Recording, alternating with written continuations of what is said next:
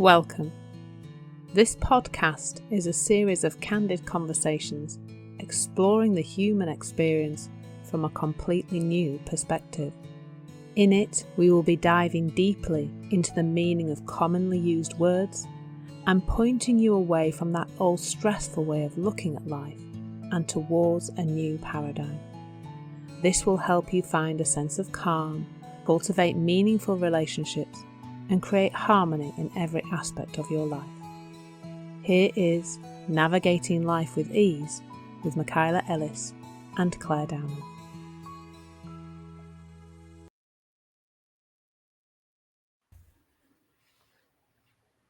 Hello. I was Hello, Clare. You were waiting for me. We're going to get this right at some point, aren't we? Let's say hello. Yeah. Anyway. Hello. How are you? Hello. I had fully intended to, as soon as we come on screen, I'm going to jump on and say hello. And you still be good. So there you go. That's it. We're here now. So Yeah. do you have a little word for me to? I have a big word. It's not a little word. It's a big word. Yeah. That just means that there's a lot of letters in it. It doesn't mean that it's any bigger or smaller than any other word.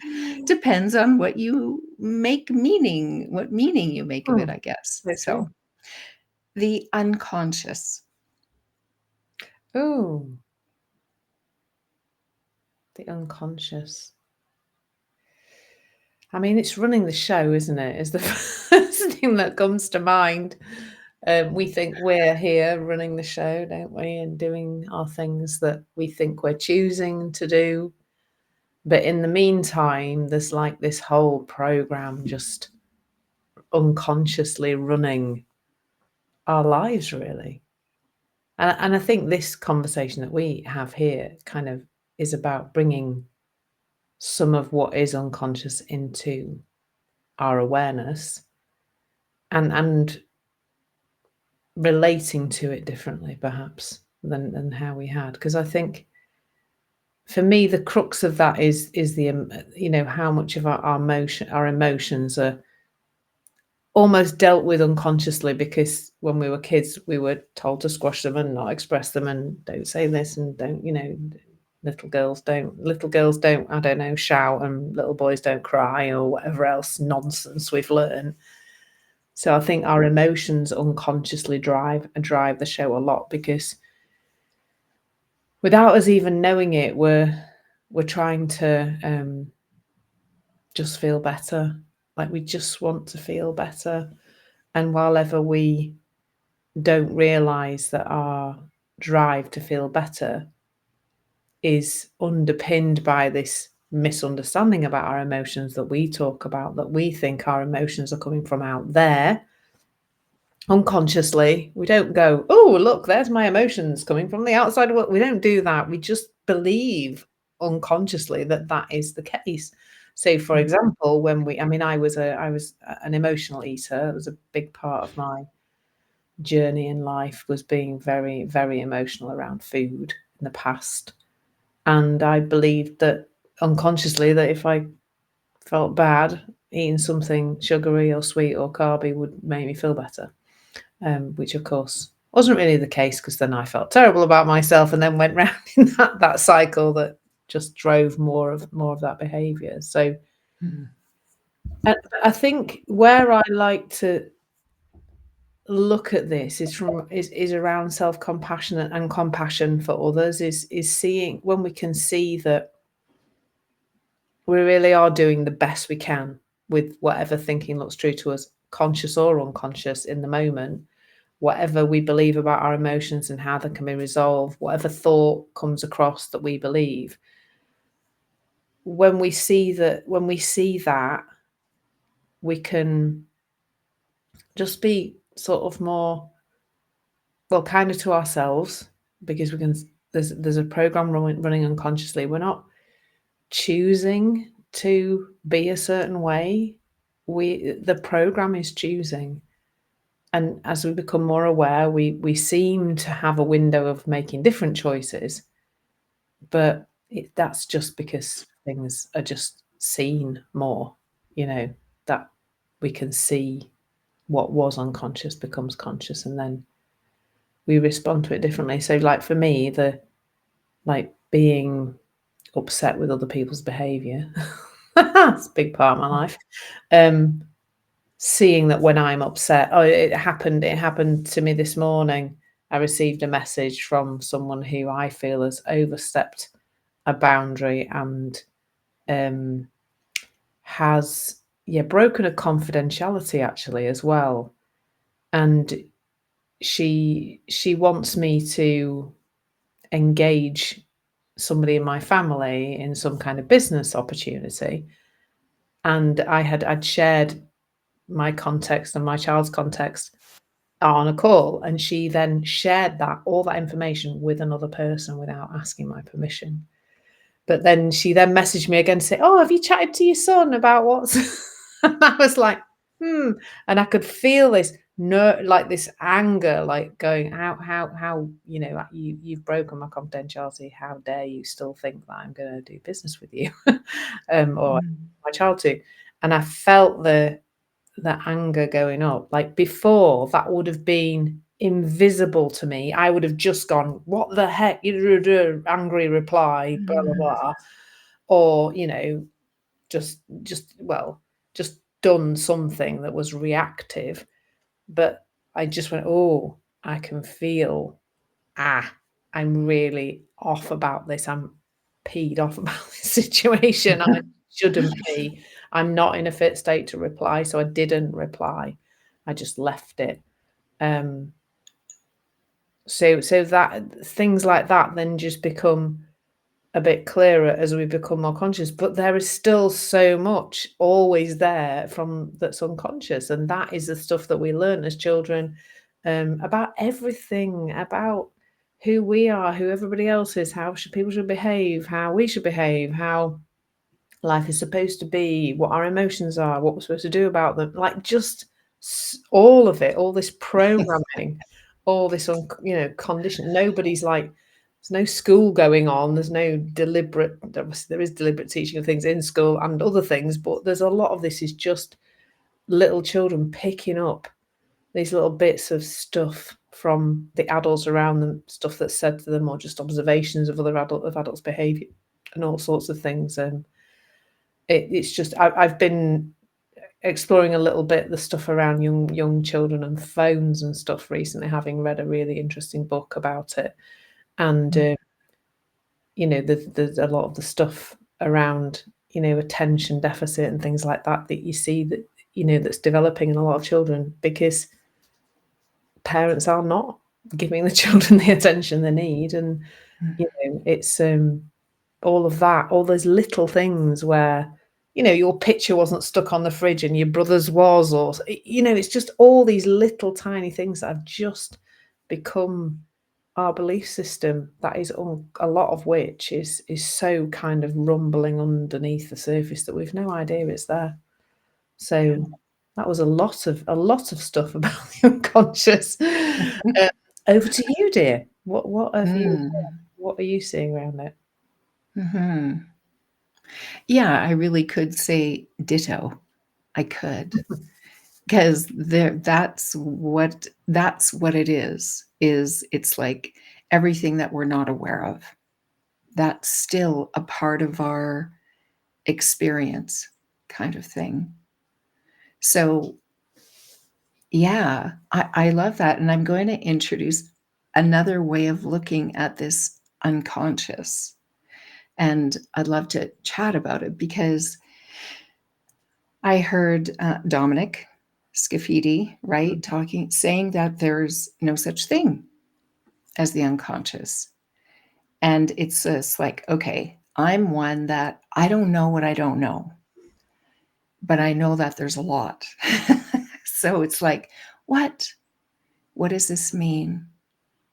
And it's like, what is he talking about? And I didn't really think about it. But a number of days later, I woke up and it's like, oh, I get it. Because all there is mind, consciousness, and thought.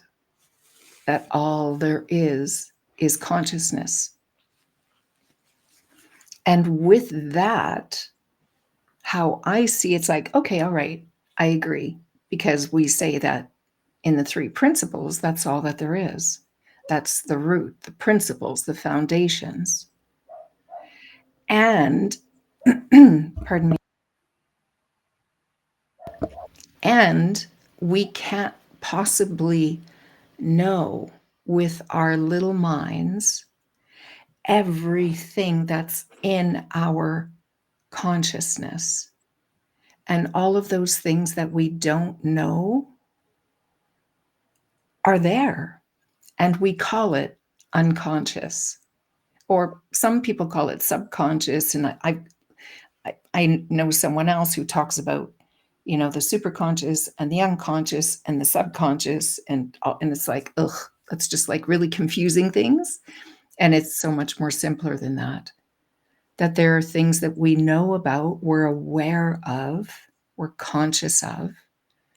And there are things that are still a part of us, like all of these things that we've picked up along the way that we don't know of, we're not aware of, but they're there.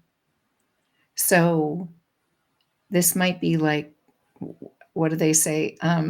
6 in one, half dozen in the other, that it's kind of the same thing. It's just all of the words that we put to things to make it seem, well, even saying that the word is bigger or not bigger, it's not. But when we talk about the unconscious or limiting beliefs or those kind, because really that's what we're talking about. We're talking about the things that we believe in. Oh, well, that's not true, because we might know what we believe in and it's holding us back, and we might not know what we're believing in, like all of those things that we picked up along the way when we were little kids, when we were even as adults, things that happened to us, events that were impactful. And they've left like a scar or a mark. We've been marked. And it's affecting us in a way that we can't see until we do, or unless we care to go and see, or not even having to go look and see, but just recognizing that, oh, there's something stopping me or causing this. And all I need to know is that it's made of thought, and thought is like a cloud, a poof, and there's nothing I need to do about it. Because do I want it or not want it? Do I want to do what? And I'm learning from you some things. I'm getting out of my comfort zone in hearing you talk about comfort zone on Insight Timer. And it's like, yeah, it's there feels like there's a barrier, but really it's not. It's all made up in our mind. And whether we're aware of what we're making up in our mind that's stopping us, or whether we're not, we don't have to do anything about it. We can just recognize that and move on, move forward. Or I'm one who, I have a very busy mind, and it helps it to like give it something to do. So I'll do, pardon me, I'll do emotional freedom technique, or I'll just like explore it, just sit with it. It's like, what the heck is this? And just not do anything. Just like you did, where you felt this anger rise and you didn't act out about it.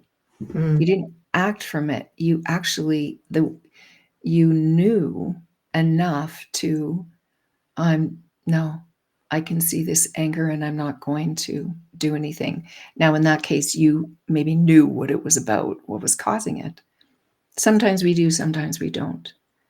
But we do always have a choice, of not just recognize, okay, let's just let this flow through, knowing that the state we're in is not a good place to respond from. we may get a sense of what it is that's causing it or not. I aspire, not that, let me change that. I was going to say I aspire to, like it's something better or not. I think it would make my life easier. Let me put it that way.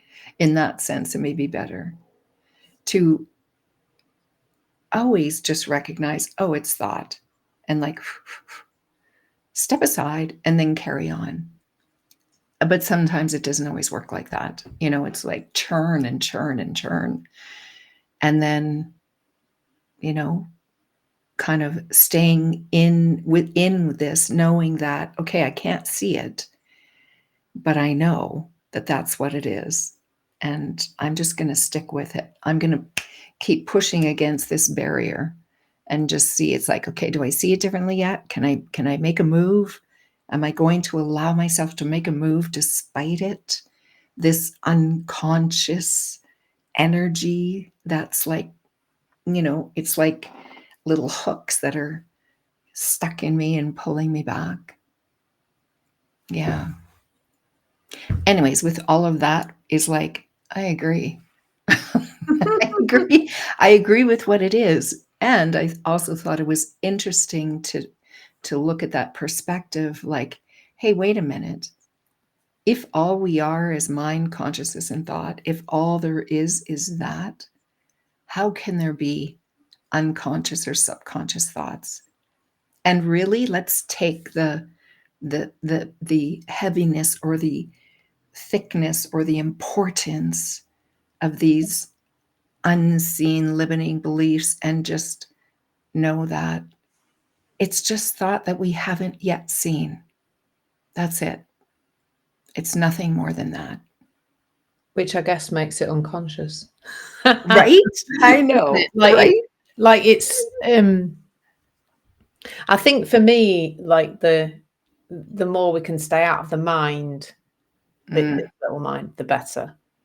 The more I like, I didn't need to know what my thinking was about that message from that woman. I just knew, all I needed to know that my body was saying, ah! And therefore I knew not to reply. And I don't know what the thinking was. It was still actually, in actual fact, the thinking was still unconscious. I don't know what it was that I was thinking, but my body said to me, don't reply.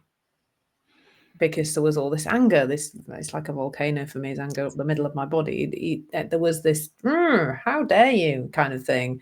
Maybe that was the thinking, but I find that the mind will, that's often what happens, is we experience a feeling and then the mind wants to explain that. And then that's the thinking that becomes conscious. And often it's wrong. because it's that quote, that David Bown quote that I love, which is, thought creates reality, and then says, I didn't do that. And my little extension to that is, and then tries to fix it. So our emotions come from our thoughts. So then we feel emotionally out of sorts, we feel dysregulated, whatever. And then the mind says, oh, I know how to fix that. Well, yeah, but you made the mess in the first place. Go away. you can't fix it. I say it's a bit like, when your kids are little and you do painting with them and you just think, oh, I really need a wee. And you like leave your toddler and go, right, just stay there. Just put the paint on the paper. You go at the loo, you come back and your kitchen's been redecorated by your toddler. You wouldn't then give the toddler the job of cleaning up. You'd strap him to the high chair and say, do not move. While you clean them and then clean the wall, and later on you would teach them. You give them a little patch, maybe, to you clean up this bit, or you clean up that your own high chair tray or something. You'd give them a bit of cleaning up. You wouldn't give them the whole kitchen wall to clean up, because they would just make it worse. And that's that metaphor of, we feel emotionally out of sorts. And then we reference to the mind or the thoughts. We reference, right, thoughts, how do we sort out this mess? Well, no, because the thoughts create the mess in the first place. And they don't know the answer. The mind does not, our little mind does not know the answers to these things at all, ever. And so I find more and more, like you're saying, you do that, the EFT and stuff. But for me, often just guiding people to look within, to observe the emotion as that energy sort of shifts around the body and does this little dance, and doesn't feel very pleasant, but it feels a lot better when we just observe it, rather than going, oh, I'm not supposed to feel like this. It's wrong. It's not okay. But yeah, the less we are consciously or unconsciously in our thinking, the better, really. I think the more present, once we sit with emotion, I find there's just this presence that comes about, because the mind is always time traveling and the body doesn't, unless you're actually Doctor Who. It just stays here. And so when we be with our emotions, we almost ramming ourselves into the present moment. Oh yeah, there's the stuff happening in the body, in my body down here. Yeah, that's. And then I find, like, you'll get then one really clear thought that becomes conscious. That's, oh yeah, this is what I'm going to do now. And it's really, it doesn't need to explain itself. Like, the thoughts are always trying to explain themselves and go round in circles, whereas in that moment there's just this, this is what to do. There's real clarity there. But yeah, so we've definitely got some thoughts that are conscious and some thoughts are unconscious, but most of them are just load of rubbish anyway. So just ignore them all. The majority of them, anyway. Especially when they're noisy and repetitive and arguing and trying to convince and trying to make us decide one way or the other. We start to know. I think there's something about really starting to notice how you feel in your body. That is a guaranteed way to know what your state of mind is and whether your thinking is useful or not. Yeah. But we've been discouraged from spending time in our bodies. We've not deliberately, but we've become sort of, let's stay away from our emotions for all sorts of reasons. We could do an entire extra episode on on all the reasons why we're not very good at feeling anymore.